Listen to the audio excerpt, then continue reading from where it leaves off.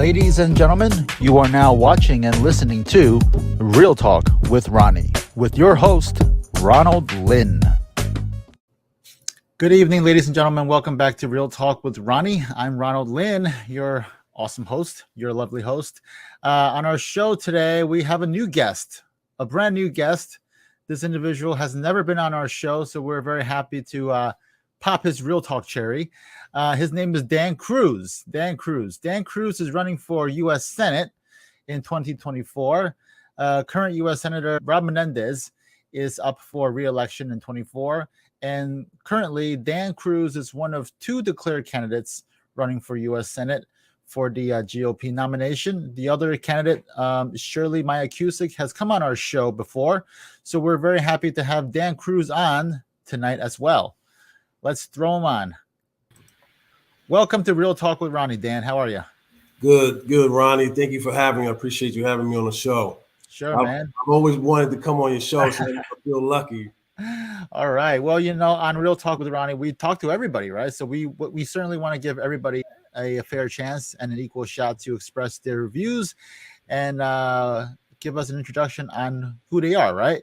So, Dan, this is your first time on. Thank you for coming on. So for all our viewers and our audience who, you know, are listening now, why don't you give us an introduction as to who is Dan Cruz? Wow, that's a loaded question. You do know that, right? Well, it's one question, but it is quite loaded, right? So, Dan Cruz, I am your United States Republican candidate here in the state of New Jersey, who believes in preserving the American dream, restoring the hope of all hard Americans, as well as salvaging the future of our children here in the United States, mainly here in New Jersey. Born and raised in Paterson, New Jersey, in one of the housing projects, I am happy and I'm always delighted to really point out the fact that I am from Paterson, New Jersey, one of the housing projects.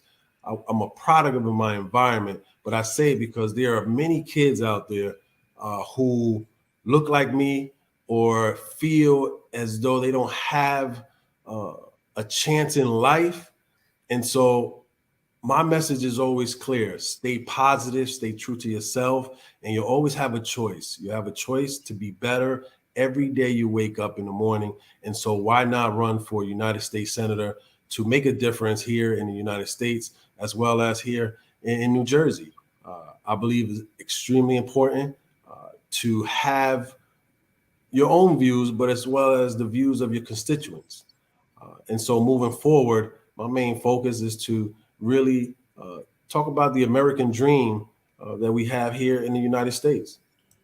All right, great. Okay, so for our viewers and our audience, what is it that made you want to run for U.S. Senate? I mean, there are many positions that you could choose to run for, right? And in fact, I think you first began your political foray as a candidate for state senator, right? Last year. So why did you decide to make the jump from a legislative seat on the state level to a legislative seat on the federal level? So when I ran for state senate, I ran against a Republican candidate, a Republican incumbent who has been in Trenton, has been in the legislature for quite some time. So as we all know, it's really difficult to beat someone in the same party in the primary. But, you know, for me, it came down to my children several years ago. I just didn't agree with many of the things that is going on here in the state of New Jersey. One of them, education, right? We all talk about education, and me being in education for the last 2 decades as a chief school administrator, principal, director, etc. I believe that it's not just the sex curriculum that I'm referring to. I'm talking about everything that goes into the field of education. And that is, I want New Jersey to be number one in education like it was several years ago. We've lost that status. You know, we've lost that oomph that, hey, let's look at New Jersey to be the number one in education in the state of New Jersey. But another part of it is, you know, this was the state legislature, and this is where I ran for the first time, was the property taxes are extremely high. right? Our property taxes are high because one, our school system is extremely our funds are extremely devoted to the school system. And when you have a school system such as Newark or Patterson, who are receiving close to $2 billion, a little over $2 billion together, and then you have the rural areas and suburban areas and areas outside of the city, we're struggling with property taxes. And so I think that's the job for the state legislation, for the next governor or the current sitting governor. But that's one of the reasons why I ran for state senate. Okay. Now, after that run, which was your first run for office, right? Were there any lessons that you learned or that you took away from that first run? Well, many lessons, many lessons.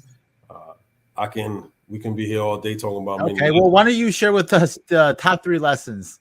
So, top 3 lessons.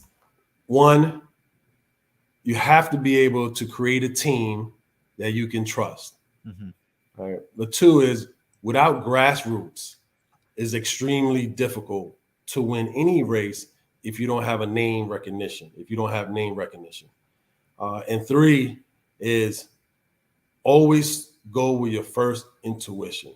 Go with the first thing that comes to your mind, because at the end of the day, you have to stay true to yourself and not fold or lie. Or, sometimes we get caught up in, I have to tell this little small lie in order to get this vote. And I believe in being true to yourself. And so those are the top 3 things that I've learned, and I've learned from people who doors I've knocked on during that run. Okay, now talk to us about your professional background, right? So we know that you're in the education sector. Can you tell us a little bit about what you've been doing in the education world the past? I believe you said you were in the education world for the past 2 or 3 decades, right? Can you give us a little rundown on what you've been doing, and how has that experience in the educational world, better prepared you to run for public office? So I've been in education for over 2 decades, and I've served in so many. I've worn so many hats. I've been a teacher. I've started as a teacher assistant, from a teacher to a vice principal to a principal to a director, all the way up to a chief school administrator. And one of the lessons that I've learned throughout this whole, last 2 decades is dealing with multiple characters, multiple personalities, and leading people of all different cultures, because your staff is not just one race. Your staff is multiple races. They could be white, black, Hispanic, Asians, down the line, and you have to be able to be mindful of each and every religion, political party. You have to be mindful of their personal space, of their personal problems that they have in their home. So you really have to be extremely an approachable and outgoing person to be able to build these relationships with not just staff members, but as well as our children in the school system. Okay, so Dan, given the fact that right now we're a year away from 24, right? So most of the focus, I believe, is going to be on this year's races and on the state legislature, because here in New Jersey, as you know, every single seat in the state legislature is up. The Republican Party, the state party, tends to think that they have a good shot at winning a lot of those seats that they need to get a majority, right? What are your thoughts on that? Do you think there's a good chance that the GOP can take the state house in 23? Yeah, so it's a good question, Ron. Last year, 2022, I have to look at the calendar, but we thought a red wave was going to come in 22, and all because of the inflation, because of the mask mandates, the COVID. We thought that, hey, we're going to make it here. This is going to be our year, and so we should stay optimistic. We should stay positive. But the voters need to go out and vote, right? We have a little over 1.5 registered Republicans, a little, under, what is it, 1 million. In the difference between the Republican and registered Democrats is just a little under 1 million. And then we also have the 2.3 unaffiliated voters. So we have to be able to reach out to the affiliated voters. We need our Republican Party to go out and vote and not staying at home or choose sides, because within our Republican Party there's a division, right? We are divided within the Republican Party, and we have one side who are moderate, who towing the line, and then we have the other side who really just says whatever is on their mind, right? And you have those infights within our party, and I think that we just need to come together as a community, because at the end of the day, the Democrats do it. Okay. The Democrats come together on a daily basis. They choose their candidate from a very long time prior to whoever's running, and they stick together. Look at Bob Menendez. We were talking about Bob Menendez in 2018 when he was acquitted, and the Democrats stood behind him no matter what, against Bob Hugin, who spent almost $40 million. Now, here we are in 2023, and we're talking about the same things. Why? Because the Democrats stick together, and I believe that the Republican Party, we have to stick together, put our pride to the side, put our egos to the side, and come together and say, hey, let's just do it for the party.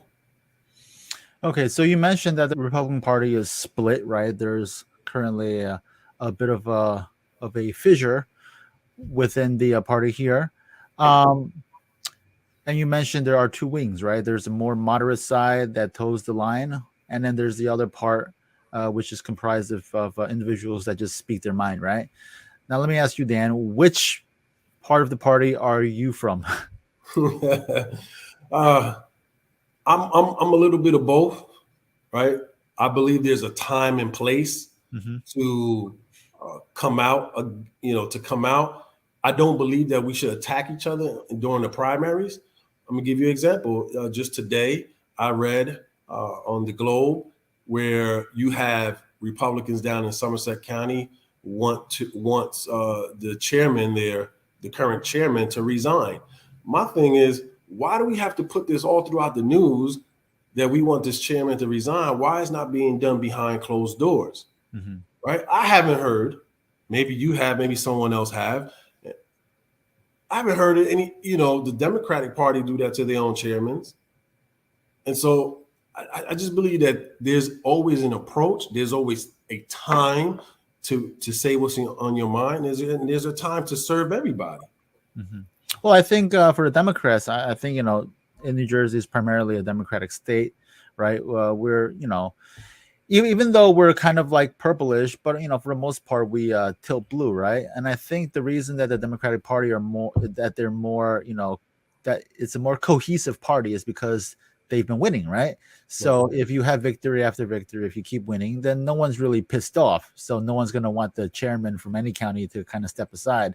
But when you're from a party in which you keep losing, then there's going to be that division, right? There's going to be people who are disgruntled, who want to see change. So I think that's probably why there's more disunity within the GOP.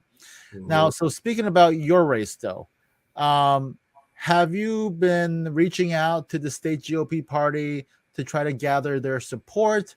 Because as of now, right, currently there are two candidates, you and Shirley Maya Cusick, who are running for the nomination. Does it feel at this point that the NJGOP is siding more towards one candidate over the other, or do you think it's still kind of too early?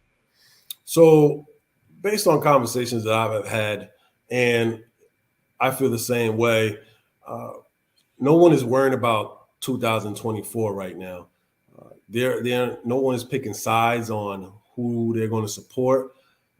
But Ron, I can honestly tell you, right now I'm focused on helping the 2023 candidates as much as I can, and I will reevaluate things at the end of this election cycle to see how 2024 is going to look. Look, we cannot be naive and say that Senator Bob Menendez is an easy pick. He is extremely difficult to beat. He will be extremely difficult to beat. And we have to, my team and I will have to come together at the end of this election cycle to reevaluate things and see how we move forward. And so what I can promise you is that I'm in it right now, but I can't promise you that I'm going to be in it, 10 months from now, 9 months from now, and solely because my family comes first. I've been spending a lot of time with my kids. They play tennis, and so my main focus right now are my children, 2023 election candidates, and we'll see what happens at the end of the year. But listen, Ron, we also can't be naive to say, there's two candidates right now, but I can guarantee you there's going to be more candidates come December and January. We're not going to be the only two candidates, and another, more candidates may have more name recognition than myself and the other candidate. That's just the honest truth. And so, are there any other candidates, names that you're hearing of? So I've heard of a few. One that I would say, because it has been in the paper, is Beth Sawyer from South Jersey. Right. I did hear her name. I do know of her. I've met her several times, and she does have, right now she does have name recognition in South Jersey. She also, because she's in the state legislature, right? In the state legislation, and so it's hard for me to say, and be naive to say we're only going to be two candidates, and there aren't going to be other candidates, right? But what I can tell you is this: that one of the strengths that I bring to the party and that I bring to this candidacy is I'm able to get the Hispanic vote. I'm able to sway the Black vote as well as the young vote. And when I talk about the young vote, I'm not talking about the young Republican Party coalition. I'm talking about the young vote who are unaffiliated or who are liberals, who are thinking of switching parties, right? Or thinking of switching parties. I'm able to connect with all candidates, or not all candidates. I'm able to connect with all people around the state of New Jersey, around the country. Okay. Now, you mentioned that, towards the end of this year, you and your team will reevaluate your candidacy, right? What are some of the factors that your team will look at to determine whether or not it's viable for you to continue your run? So, well, one of the things that we're going to look at is the data on how many voters came out and support the Republican candidates, opposed to the Democratic Party, right? Now, again, I'm saying that we're going to reevaluate things, but we may reevaluate things on how, the approach, on what approach we take moving forward. It doesn't necessarily mean that, I will, step down or anything other than, moving forward to see, how best we can beat Senator Bob Menendez, or at the end of the day, how I can contribute to beating Senator Bob Menendez. Right. Now, let's just say, let's say that Dan Cruz is the Republican nominee for U.S. Senate. Let's say you get through the primary process and you get the nomination, right? Right. How will you target Senator Bob Menendez, and how will you win? So one of the things that we have to do, we must be able to go into the cities and towns where we don't normally go to, right? A great thing is, hey, I'm born and raised in Paterson, New Jersey. You have Billy Prempeh, who's running for Congress there, and going into Hudson County, going into Essex County. Most of my day right now is spent in Passaic County and Essex County, right? Because I'm an educational consultant, so I go to some charter schools and consult. But at the end of the day, we have to run a grassroots approach in the cities, in the urban cities, to persuade voters, the Hispanic voters, the young voters, and the Black voters to say, hey, you don't seem like the things that we see on TV, and so I think just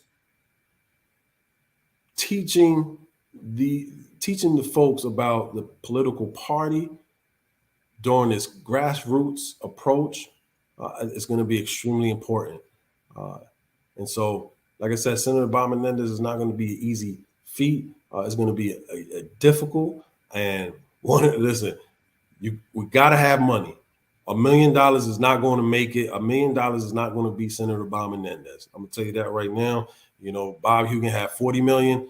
$1 million is not going to make one of us, anybody in this party, beat Senator Bob Menendez in the general election. Realistically, how much money do you think you would need to raise in your campaign to have a competitive race? Sure, I believe that at least you got to have $10 million. Mm-hmm. At least you have to have $10 million to have to have a chance at beating Senator Bob Menendez. Now, at the end of the day, you have an anomaly where Ed Durr beat Sweeney down in South Jersey by 3,000 votes. But this is more a little bit statewide, and Senator Bob Menendez has his hand on a lot of things here in the state of New Jersey. And we have the data where, again, Bob Hugan ran on $40 million. And Senator Bob Menendez spent $13 million that year. Right. So, I mean, couldn't the argument also be made that it doesn't matter how much money you have, because Bob Hugan had, 40 million and he still lost. So at this point, is it less about the money and more about the messaging? So it is the messaging, but you need the money to get your message out, right? You got to send out mailers. You have to have a team out there, a grassroots team of volunteers to hit every county, to knock on doors. So you can't expect, we try to anyway, to have volunteers to knock on doors. But, when you are talking about a state-run election, you're talking about 21 counties. You're talking about 21 different teams who need to go out there and knock on doors, right? You need a campaign, basically chief of staff for every county to supervise what's going on in the county. You got to pay folks. You have to pay folks.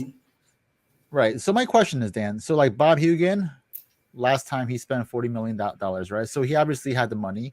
He had the messaging too, right? Because he had staff and he got his word out. He had commercials. And even with the messaging and the money, he still couldn't beat the sitting senator.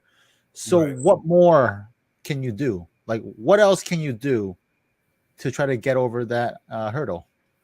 So I think, and I'm the type of person, I don't like talking negative about anybody, and I won't. So I want to say that because this isn't coming out negative. But with Bob Hugan, with Jack Ciattarelli, we have to go into the cities. We have to attempt to go into cities such as Patterson and Trenton and Newark and Camden and down in Cumberland County. We have to try it. We have to go in there, and we have to be able to sway the voters to believe in us, in the party. Far too many times, and I'm speaking based on experience, and I'm not sure how many other candidates have experienced this, but because I'm around Democrats on a daily basis, the question that I get asked from these Democrats are, how can you be part of a racist party? And my response to them is, why do you think it's a racist party? And it's because everything that they see on TV, right? Everything that they see on the news. So we need to be able to change the perception of the NJGOP, being this entirely racist party when it really isn't. Right? It's not. We have to change the perception of these voters. And so I believe that that's a main factor on why Black Democrats or Hispanic Democrats or liberal Democrats, white young Democrats aren't voting our way, because they believe that, this narrative that's being thrown out in the media. Okay. Now, Dan, what is your platform for U.S. Senate? Can you give us your, top 3 or 4 or 5 issues? Yeah, so inflation is number one. Inflation is extremely important. We Americans and New Jerseyans are struggling at the gas pump, going to the store, buying an egg. going to the restaurant where prices are just sky high. I can't go to a restaurant. I have a family of 5. Now I'm paying an extra $20-$30 to eat out or to even go grocery shopping. Forget about my wife. When she goes grocery shopping, she's spending a whole bunch of money, right? So that's one. The other one is education, right? I believe education is our key to success here in the state of New Jersey, as well as in America. We have many states here in America who are underperforming, right? We have Mississippi, Louisiana. They're at the bottom in education. If we in America, why should we have children reading at below second grade level when they're in high school, right? We talk about Baltimore City Public Schools where they didn't have one high schooler pass the state assessment. I see a big problem with this. And we need to address it. And we need to come together on both parties to make sure that we're number one. Right now, we're number 25. Last time I checked, we're number 25 in the country, and not in the country, in the world in education. And we are supposed to be the richest out of all. I think that, we have to put our priorities where we see fit, and it's going to help our youth. And the other one is crime. Crime is again, if we're talking about here in the state of New Jersey, just yesterday, there was a shooting on East 28th Street in Paterson, New Jersey. And there's other shootings every day in the city of Newark, right? I had a student athlete of mine, which I don't talk about much. He was shot, from what I was told, 50 times, right, in Newark, and that breaks my heart. Why do we have crime in the state of New Jersey and a sky high? We can't even walk the streets of Paterson and Newark. Why should we subject our people who are New Jersey state residents walk the streets and have to look behind them to see if they're walking in a safe neighborhood, right? Wherever you are. So that that has a trickle effect, because now you have crime that spreads out to the suburban areas, to the rural areas, and it just spreads. We have to be able to control that. And now that the Attorney General has taken over Paterson, New Jersey, and we'll see how that goes. But I don't know what they're going to do. I don't know what their plan is, but I hope they have a plan. And so that's the platform: inflation, crime, and education. I call it ICE. We on ICE. Okay. So, I mean, as a U.S. Senator, though, right, not only would you deal with a lot of domestic policy, you'd also deal with a lot of foreign policy. What are some of the major foreign policy and international issues that you would like to, work on or see being fixed? So one of the hot topics that we talk about all the time is the border, right? We have to be able to protect our border.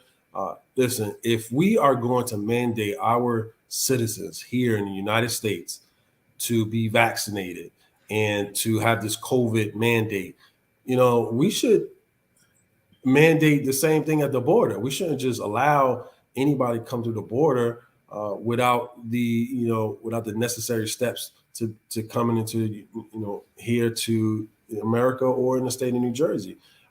That's extremely important.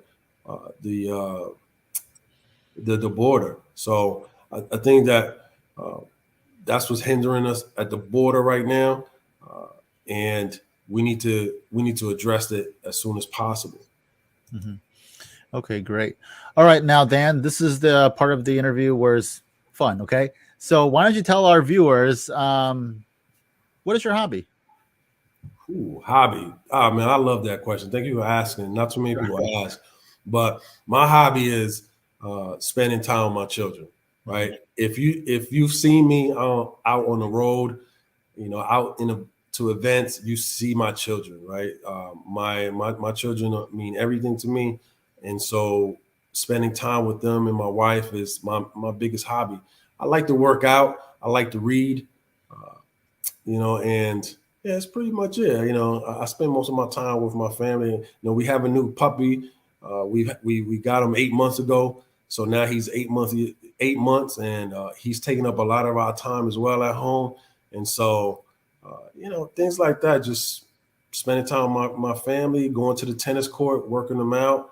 Uh, I lived a good life, Ron. I went uh, from being a juvenile delinquent to earning 3 college degrees, right? And I believe that God has given us a gift, and sometimes when He gives us a gift, when God gives us a gift, we don't necessarily know what to do with the gift, right? And we think that we are the ones that are supposed to use the gift right there and then. But the gift that God gives us, we're supposed to give it to our children, right? We're supposed to move it forward. We're supposed to pass it on. And Right. so for me, I believe that God has blessed me to be here talking to you, to wake up every day and be with my children. So again, I lived a really blessed life. I lived a really good life. And so my attention is mostly to my children. And so when I say, hey, I can tell you that I'm in it right now, but the moment my children and wife say, "Hey, Poppy, it's time. We need you. Like you're doing too much. It's time." Sometimes people have to reconsider things. Right. Um, but do you think by saying that it might make your potential donors feel uneasy about supporting you, given the fact that you could potentially walk away from a campaign at any point? Uh, no, because here's the thing: you have many candidates out there who say they are going to run for an election, and a week later they're out of the picture, Mm-hmm. right? I'm being honest and being truthful with myself and with everyone in America in New Jersey, saying that my family comes first, right?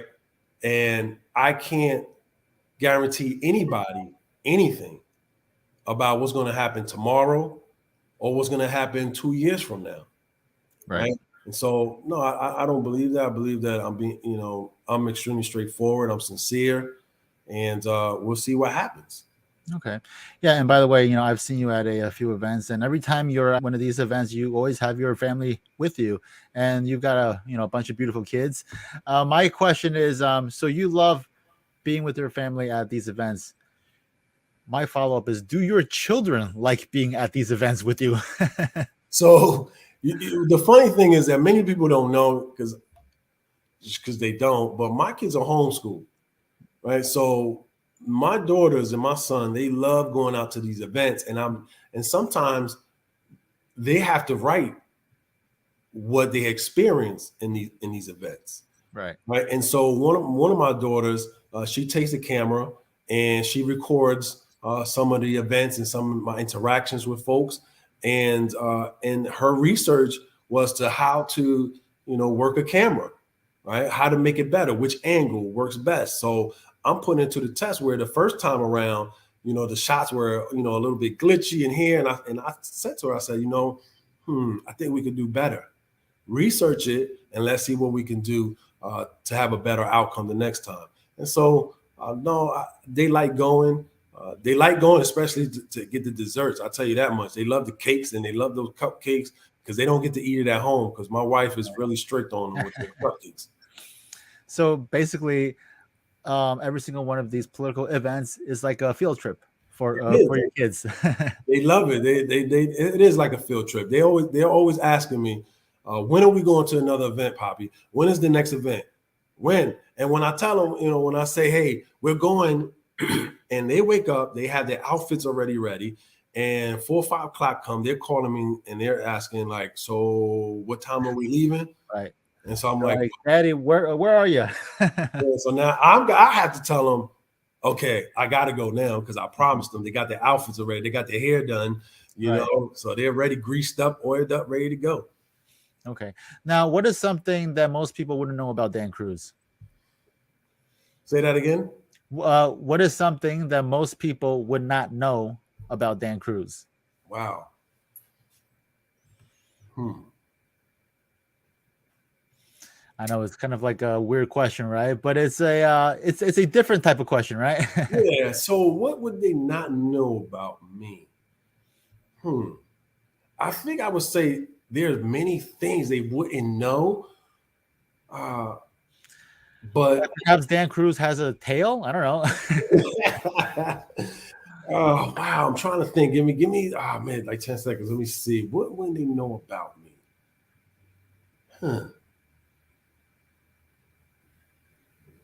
Wow, I don't know. That's a good one. I don't know what they would say. I don't know what I would say about what they wouldn't know about me. Like, does Dan Cruz have like a deep, dark secret that no one knows, or a special talent? I would say I don't have any dark secrets because I put all my stuff out there. You know what? I'll say this. Not too many people would know this unless they knew me. But I like cats. Okay. Even though I have a dog now because my youngest daughter, she wanted a puppy. I love cats. I'm a cat-friendly person. So Dan Cruz is a cat guy. Okay, great. I'm like the cat man. You know, they say like the cat woman. I'm like the cat man. Okay, so Dan Cruz, cat man. All right. Now watch this. They're gonna talk about cat man. Watch this being somewhere. Be like, look at the cat man right there. Well, that could be a pretty cool nickname, right? It is. All right. So aside from knowing something that people won't know about you, if people want to know about your campaign, though, which is something that I'm sure you want most people to follow up on, they can go to your website, right?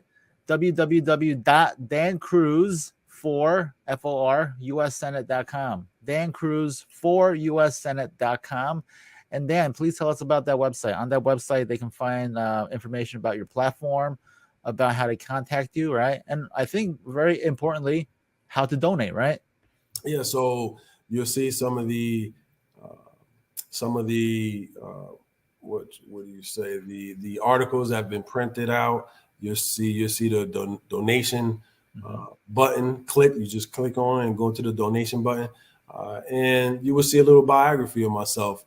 Some of the things that I've discussed in the platform and what I stand for, and things like that. You'll learn a lot more about me on my website, but you can also email me. Okay, great. And I'm sure they can find the email from the website, right? Yeah. So if you go to subscribe or send a message, that goes to my email. But you can also go to my Instagram. You can also go to my Facebook.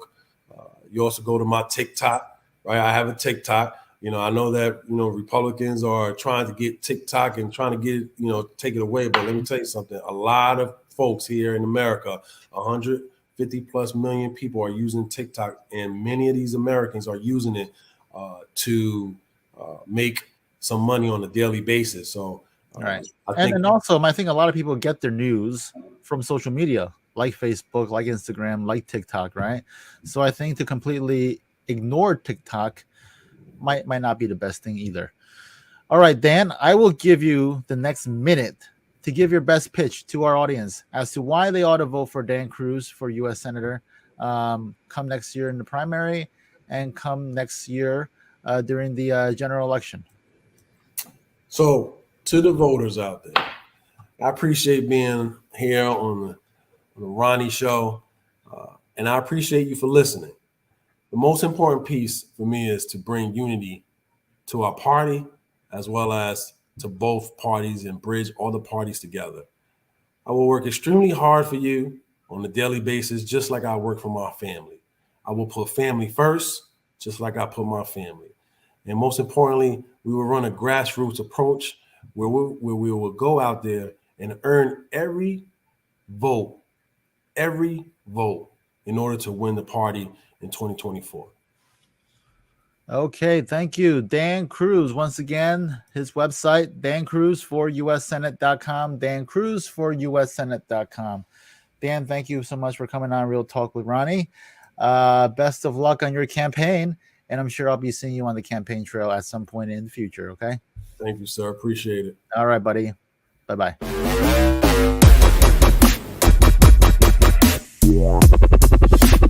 Thanks for watching and listening to Real Talk with Ronnie. To watch and learn more about our show, including ways to contact us and how you can be a guest, go to realtalkronnie.com.